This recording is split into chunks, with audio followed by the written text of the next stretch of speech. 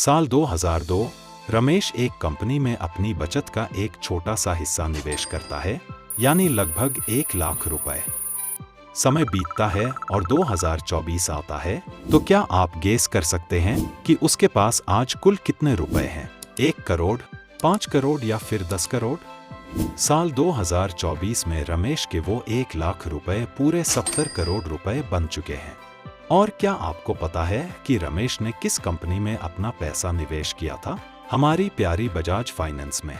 और सिर्फ बजाज फाइनेंस ही एक ऐसी कंपनी नहीं, अगर रमेश ने इन्फोसिस, विप्रो, ईचर मोटर्स, टाइटन, पेज जैसी किसी भी कंपनी में निवेश किया होता तो आज वो लगभग इतना ही अमीर होता।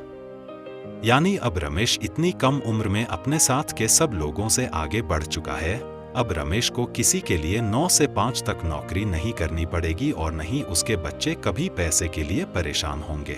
रमेश अब बिना नौकरी किए पूरे वर्ल्ड का टूर कर सकता है और अब वो एक ऐसी जिंदगी जी सकता है जिसका हर मिडिल क्लास आदमी सपना देखता है। लेकिन ये सिक्के का एक पहलू है। ये भी पॉसिबल था कि रमेश के वो 1 लाख रुपए आज शून्य हो जाते अगर वो इनमें से किसी कंपनी में अपना पैसा डाल देता। लेकिन क्या हमारे पास कोई ऐसा तरीका है जिससे हमें ये पता चल जाए कि फ्यूचर में कौन सी कंपनी हमारे पैसे को इतना बढ़ा देंगी और किन कंपनियों के हमें बिल्कुल भी पैसा नहीं डालना चाहिए? एक बात हमेशा याद रखना कि आज के समय में पैसा बहुत महत्वपूर्ण है और लोग व्यक्ति से ज्यादा दौलत को सम्मान देते हैं। अब तो भारत में भी लोग पैसे को लेकर समझदार हो रहे हैं और अगर ऐसे में शेयर मार्केट जैसी चीजों को इग्नोर किया तो एक दिन आपके साथ के सभी लोग रमेश की तरह आगे निकल जाएंगे और आप वही 9 से 5 वाली नौकरी में फेस रह जाएंगे और एक एवरेज इंसान की तरह पूरा जीवन सिर्फ सपने देखते हुए ही मर जाएंगे। यह वीडियो अंत तक जरूर देखें, क्योंकि आज हम ऐसी ही कंपनीज और सेक्टर्स के बारे में बात करेंगे जो आपके पैसे को कई गुना बढ़ा सकते हैं। और इस वीडियो को हम इतनी आसानी से समझेंगे कि एक 18 साल के बच्चे से लेकर 60 साल तक के व्यक्ति को बिल्कुल आसानी से समझ में आएगा और ये भी समझेंगे कि क्या शेयर मार्केट जुआ यानी सट्टा है। देखो, दुनिया तेजी से बदल रही है। पहले पैसा सिर्फ जमीन, सोना या ट्रेडिशनल बिजनेसेस में लगता था, लेकिन अब गेम बदल चुका है। अब पैसा वहां बन रहा है जहां टेक्नोलॉजी, इनोवेशन और डिमांड साथ में चल रहे हैं। सबसे पहला और सबसे पावरफुल सेक्टर है आर्टिफिशियल इंटेलिजेंस और ऑटोमेशन। आज हर बड़ी कंपनी अपने काम को फास्टर और चीपर बनाने के लिए एआई का इस्तेमाल कर रही है। चाहे वो कंटेंट क्रिएशन हो, कस्टमर सपोर्ट हो या डेटा एनालिसिस, सब जगह एआई घुस चुका है। इसका मतलब ये नहीं कि जॉब्स खत्म हो जाएंगी, बल्कि जॉब्स का तरीका बदल जाएगा। जो लोग एआई को समझेंगे और यूज करेंगे वही आगे बढ़ेंगे। दूसरा बड़ा सेक्टर है रिन्यूएबल एनर्जी, यानी सोलर, वाइंड और इलेक्ट्रिक इंफ्रास्ट्रक्चर। दुनिया धीरे धीरे फॉसिल फ्यूल्स से हटकर क्लीन एनर्जी की तरफ जा रही है।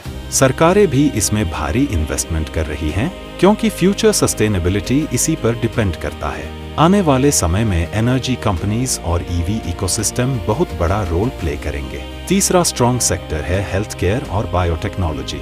ये ऐसा सेक्टर है जो किसी भी इकोनॉमिक कंडीशन में चलता रहता है। चाहे रिसेशन हो या बूम, लोग बीमार पड़ना बंद नहीं करते।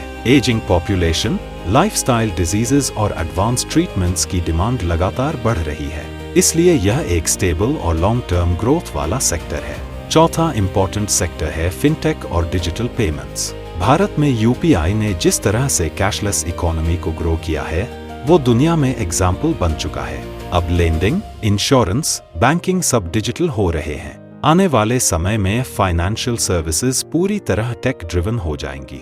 पांचवा सेक्टर है इंफ्रास्ट्रक्चर और स्मार्ट सिटीज। कोई भी इकोनॉमी तभी ग्रो करती है जब उसकी रोड्स, ट्रांसपोर्ट, हाउसिंग और सिटीज डेवलप होती हैं। भारत और कई डेवलपिंग कंट्रीज में इंफ्रास्ट्रक्चर पर मैसिव स्पेंडिंग हो रही है। ये लॉन्ग टर्म वेल्थ क्रिएशन का स्ट्रॉन्ग बेस बनता है। अब बात करते हैं उन जगहों की जहां आपको बहुत सावधानी रखनी चाहिए। पहला ट्रैप है गेट रिच क्विक स्कीम्स। अगर कोई आपको कहे कि जल्दी पैसा डबल होगा, बिना रिस्क के हाई रिटर्न मिलेगा, तो समझ लो वहां सबसे ज्यादा रिस्क है। रियल इन्वेस्टिंग में पेशेंस लगता है। दूसरा ट्रैप है बिना रिसर्च के हाइप वाले क्रिप्टो या पेनी एसेट्स। क्रिप्टो खुद गलत नहीं है, लेकिन बिना यूटिलिटी और बिना अंडरस्टैंडिंग के किसी भी कॉइन में पैसा डालना बहुत रिस्की हो सकता है। असल में पैसा वहां बनता है जहां आप इमोशनल नहीं, लॉजिकल डिसीजन लेते हो। अगर एक सिंपल रूल याद रखना हो तो वो ये है, पैसा वहीं लगाओ जहां डिमांड लॉन्ग टर्म बढ़ रही हो, टेक्नोलॉजी सपोर्ट कर रही हो और फ्यूचर यूसेज क्लियर हो।